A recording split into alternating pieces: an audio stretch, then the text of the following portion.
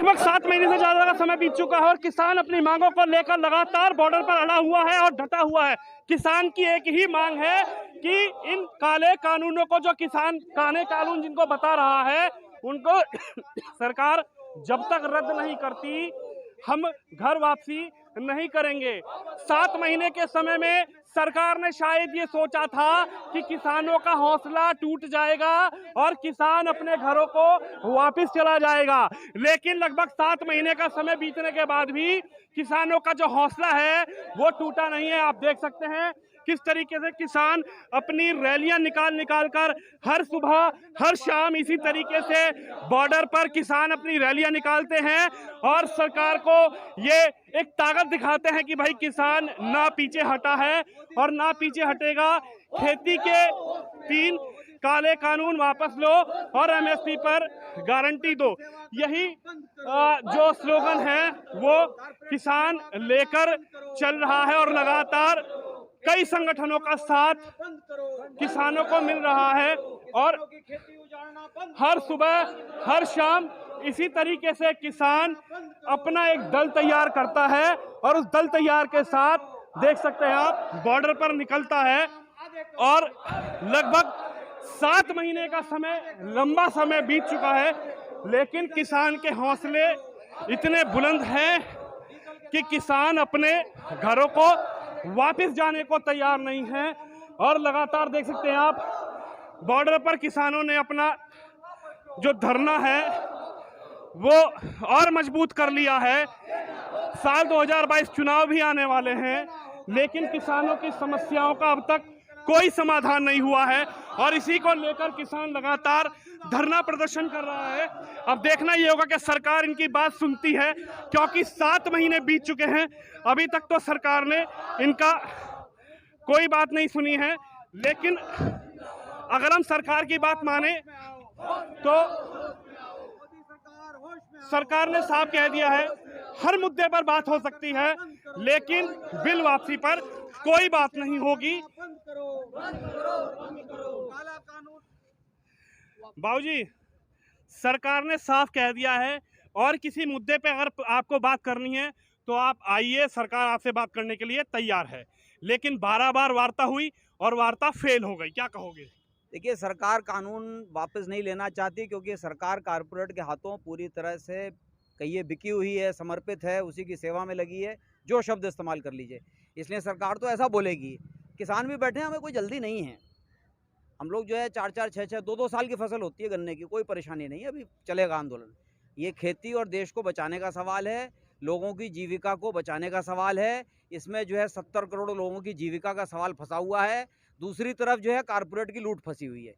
मोदी सरकार पूरी तरह से कारपोरेट की लूट बढ़ाने के लिए समर्पित है। वो जो है देश के विकास का मूल्यांकन सेंसेक्स से करती है। वो देश के विकास का मूल्यांकन बड़े बड़े खाली पड़े हुए फ्लैटों और इमारतों से करती है। वो किसानों की आमदनी कितनी बढ़ी है, इससे देश के विकास का मूल्यांकन नहीं करती है। देश में बेरोजगारी बहुत है। कोरोना दौर में और इन्होंने जो है बदहाली बचा दी है। लोगों के पास पैसा नहीं है, खाना नहीं है, इलाज नहीं है, शिक्षा नहीं है। हर क्षेत्र को जो है ये कारपोरेट के हवाले कर रहे हैं। इसलिए किसानों को भी जल्दी नहीं है, क्योंकि देश हमारा है। ये मोदी जी से ज़्यादा जो है हमें देश से प्रेम है, अपनी धरती से प्रेम है, अपनी नदियों से प्रेम है। बाबूजी, मोदी जी को तो आपने चुना था ना, आपने वोट दिया था जब सरकार बनी है और पूर्ण बहुमत के साथ सरकार बनी है, तो गलती आपको लगता है कि आपसे गलती हुई है? नहीं, हमसे तो लगातार ही गलती हो रही है, क्योंकि चुनावों से जो सरकारें बन रही हैं वो यही काम कर रही हैं। चुनाव में जीतने वाला और हारने वाला दोनों कारपोरेट की सेवा में लगा हुआ है, तो हमारे पास तो वही विकल्प पेश होता है। तो उसमें से देखेंगे क्या होगा। अभी तो सवाल ये है कि अभी ये दायरा किसानों ने कह दिया जी हमें चुनावों से नहीं, हमें तो सड़क पर लड़ना है। तो सड़क की लड़ाई को जो है वो चुनावों में ढकेलना चाहते हैं। हर मीडिया वाला ये पूछता है चुनावों में क्या होगा। चुनावों में तो जो होना है दिख ही रहा है, लेकिन हर सवाल ये है कि सड़क पे क्या होगा, इसको नहीं पूछ रहे लोग। सड़क पे तो देख रहे हैं हम, 7 महीने हो गए, 7 महीने से बारिश आई, तूफान आया लगातार, लेकिन आप लोग हटे नहीं। और हमारा हटने का इरादा नहीं है। ये आंदोलन अब हर जिले में फैलने की प्रक्रिया में है। यूपी के अंदर बहुत सारे जिलों में जो है इस तरह की बड़ी बड़ी सभाएं होकर जो है गाजीपुर बॉर्डर मजबूत होने जा रहा है। और अभी 1 महीने के अंदर आपको बहुत बड़ी ताकत यहाँ पे दिखने जा रही है। मोदी जी को दिखेगी ठीक है, नहीं तो फिर दूसरे तरीके हैं दिखाने के, ताकत बढ़ेगी। उन्होंने ये कह दिया है कितनी ताकत दिखा लो, 7 महीने हो चुके।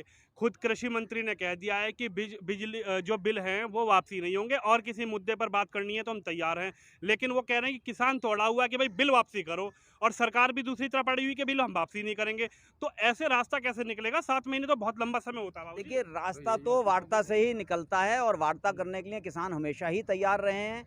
अगर वो इन वो सवाल आप पे आरोप लगा रहे हैं आप तैयार नहीं हो बात करने नहीं के नहीं, लिए। हमने तो हमेशा ही, हम वो तो बुला लें, अगर हम ना जाएं तो उनका आरोप साबित हो तो वही जाएगा। कह रहे हैं ना भाई हम बिल वापसी नहीं लेंगे। तो उनकी अड़ने की बात है, जिद की बात है, और ये आंदोलन ही बिल वापसी के लिए शुरू हुआ। तो उसको वापस नहीं लेना, तो वार्ता के लिए नहीं बुलाना ठीक है, उनका उनका मत ठीक है नहीं बुलाने का। लेकिन बातचीत से ही हल निकलता है, और हल यही निकल सकता है कि वो समझ सकें कि ये कानून किसानों को बुरे क्यों लग रहे हैं। किसानों के मन में कोई ऐसी वो कह रहे हैं गलतफहमी नहीं है। भड़का दिया आपको। नहीं नहीं, कोई गलतफहमी नहीं है। कानून में लिखा हुआ है कि खेती कंपनियां कराएंगी, ठेके में किसान फंसेगा, खेती की लागत के सामान कंपनियां अपने बंदे के माध्यम से बेचेंगी, खेती किस प्रक्रिया से होगी, ये सारी सेवाएं जो है कंपनियां बेचेंगी, उन सेवाओं को किसान को खरीदना होगा। उस खरीद की दाम को जो है किसान अपना उधार लेकर चुकाएगा। उधार लेने के लिए वो अपनी ज़मीन गिरवी रखेगा किसी और संस्था को, और जब फसल की उसका दाम नहीं मिलेगा और वो कर्जे में लग जाएगा, उसकी ज़मीन बिकेगी, तो ना मोदी बचाने आने वाले हैं, ना कारपोरेट बचाने आने वाला है। तो ये ज़मीनें जाएंगी। हर ठेका खेती का यही जो है फल निकला है। अभी आलू की ठेका खेती हो रही है, उसमें ये बहुत सारा फल निकल रहा है। अभी जो है, अभी इन्हीं कंपनियों ने, पेप्सी ने जो है किसानों पर 2 करोड़ रुपए का केस गुजरात में कर दिया था 2019 में, जिसको चुनाव के दबाव में उसे वापस लेना पड़ा। लेकिन उसमें भी जो है मुख्यमंत्री ने कहा कि नहीं, ये जो है हमको जो है कंपनियों के नियम का उल्लंघन नहीं कर सकते। जो मंडी कानून है उसमें लिखा हुआ है कि मंडी कानून में रेट जो है ऑल देश के एमएसपी से तय नहीं होगा, वो जो है ऑनलाइन से सबसे सस्ते से सस्ता रेट तय होगा। जो व्यापार के नियम हैं वो देश के नियम से नहीं तय होंगे, वो व्यापार के नियम कंपनी खुद लिखेगी, वो मंडी समिति खुद लिखेगी। अगर आप सुप्रीम कोर्ट भी चले जाएं तो उसका निपटारा निजी कंपनी के लिखे हुए नियमों से होगा।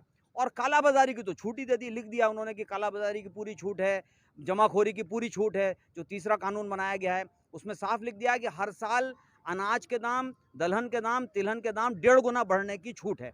उसमें लिख दिया है कि सब्जी और फलों के दाम हर साल 2 गुना बढ़ने की छूट है, और कालाबाजारी की छूट है। तो सवाल ये है कि जब आप जो हैं कंपनियों का एक अधिकार ग्रामीण मंडियों पर, ज़मीन पर, नदियों पर, जंगल पर, खदानों पर, यानी पूरे ग्रामीण जीवन पर बढ़ाने जा रहे हैं, और खेती की प्रक्रिया को बदल देंगे, उसमें बटाईदार के लिए कोई अधिकार नहीं बचेगा, उसमें पशुपालक करने वाले का जो है अधिकार नहीं बचेगा, उसको घास छीलने को नहीं मिलेगी, क्योंकि वो जो है घास की दवा से जो है उस घास को ख़त्म करेंगे। तो ये स्थितियां आने वाली हैं, तो बेरोज़गारी और दरिद्रता देश के लोगों में बढ़ने वाली है। और एक मायने में आप समझ सकते हैं कि ये बेरोज़गारी के खिलाफ भी लड़ाई है, क्योंकि जीविका का थोड़ा साधन खेती ज़रूर देती है, उस जीविका के साधन को बचाने के लिए लोग लड़ रहे हैं, और ये लड़ाई अंतिम दम तक चलेगी। ये बॉर्डर बढ़ते ही चले जाएंगे, करोड़ों किसान हैं, धीरे धीरे आदत हो जाएगी। यहाँ पे धीरे धीरे मकान बनी रहे हैं, हमारी झोंपड़ियाँ बनी रही हैं, नया गांव बस रहा है, तो ये बसेगा, बढ़ेगा।